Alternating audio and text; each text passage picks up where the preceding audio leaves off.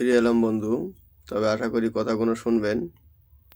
আজকের আমি যে বক্তব্যগুলো রেখেছি, আমার মন বলে এগুলো সারা ভারতবাসীর কথা, কিন্তু এরা ভয়তে বলতে পারে না। কেন বলতে পারে না? এই কারণে পারে না যে এখন তো পুলিশ বাহিনী এবং আপনার যে কোনো সরকারি অফিসার বলেন, যাই বলেন, সব ঘুষখোর হয়ে গেছে তো বেশি অংশের। 100%, 80%, 100-র মধ্যে 80% মনে করেন যে ঘুষখোর হয়ে গেছে। ওই জন্য এরা ভয়ে মুখ খোলে না। দেখা যাচ্ছে পার্টির কোনো চাপ আসতে পারে, কথা কোনো বলার ফলে হয়তো ধরেও নিতে পারে। এই ভয়তে সাধারণ মানুষ, খেটে খাওয়া মানুষেরা লজ্জায় এবং ভয়তে মুখ খুলতে পারে না। কিন্তু আমি ভয় পাই না, আমি বলে যাব। আমি যা বলছি আরও বলে যাব, কোনো অসুবিধে নেই। মরণ আছে, আমি জানি একদিন আমার মরতে হবে। তাই দুনিয়ার মায়ায় আমি থাকতে চাই না। মরে যাব একদিন, কিন্তু কথা হচ্ছে সত্য কথা বলে যাব। তাতে মানুষ যদি আমাকে ভুল বোঝে বুঝবে, মানুষের উপরে ছেড়ে দিলাম। মানুষ যদি এই আমার কথাগুলো শুনে যদি ঠিক সিদ্ধান্ত মনে করে তো সিদ্ধান্ত, যদি মনে করে না যে আপনি ভুল বলছেন, ভুল বললাম, তাহলে আমি জানলাম আমি ভুল। আমার দেমাগ কাজ করে না, মূর্খ মানুষ একেবারে পুরোই আমি ভুল বলে দিলাম, এইটাই হচ্ছে কথা। তবে আপনারা বিচার করবেন এইটুকু। আজকে দেখেন সমস্ত জিনিসই আজকে ভারতের মধ্যে দেখেন, আপনি যেটা খাবেন সেটাই ভেজাল পাচ্ছেন।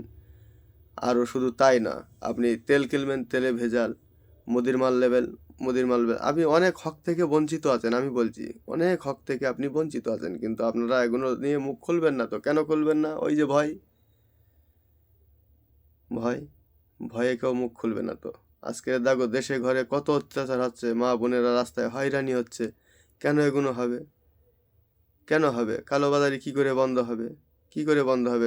দেখেন আজকের যদি প্রত্যেকটা জিনিসই যদি কেমিক্যাল মিক্স করে যদি তোমার ভেজাল করে সেই মালটা 1 নম্বর মালটাকে 2 নম্বর করে যদি বিক্রি করে, এতে তো লাভ। আর এখানে জিএসটি ট্যাক্স পাচ্ছে সরকার, কি বলবে?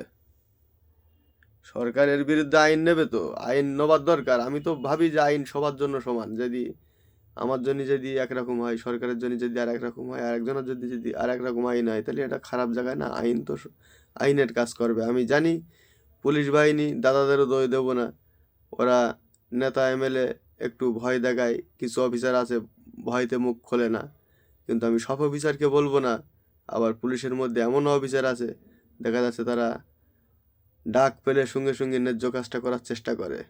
কিন্তু এই দুর্নীতিবাজ পুলিশদের বিরুদ্ধে আমি লড়াই করছি, এবং আমার লড়াইয়ে আপনারা যদি কেউ রাজি থাকেন তাহলে আমার ভিডিওটা লাইক করে দেবেন এবং শেয়ার করে দেবেন। বেশি ভিডিও বাড়ালাম না, আমি আমার বক্তব্য শেষ করলাম। পরের কোনো ভিডিওয় আমি আবার ফিরে আসছি। জয় হিন্দ, জয় বাংলা, বন্দে মাতরম।